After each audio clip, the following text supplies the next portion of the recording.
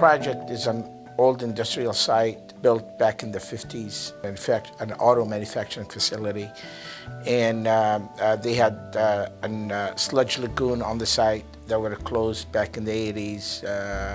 However, there were still some issues with the groundwater. It started off with investigation at the site, looking for what contaminants we've got here and delineating the extents of those contaminants, and then working on coming up with a remedial approach, looking at various methods that we might use to clean up. There's two major sources of contamination here at the site.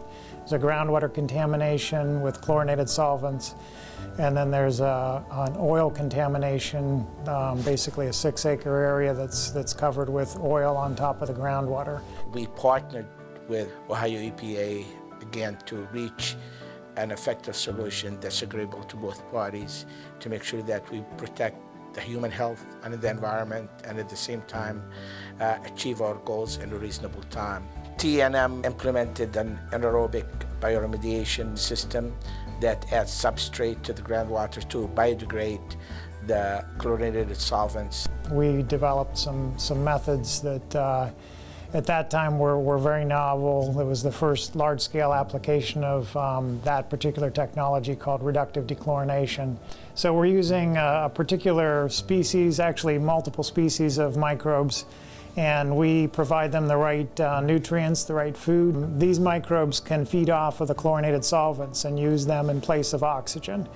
So it's a microbial process where you can break down those contaminants in the groundwater and convert them into harmless byproducts.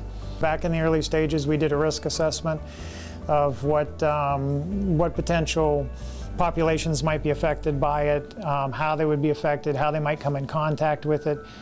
In any of these projects, one of the most important things is protecting the human health and the environment, and any place where there's a receptor, any place where someone can come in contact with it, we have to use engineering controls or remediation or whatever to make sure that that doesn't happen. We try to come up with the most innovative, cost-effective solution that's going to meet all the regulatory requirements while minimizing the risk, the liability, and any potential harm to the environment.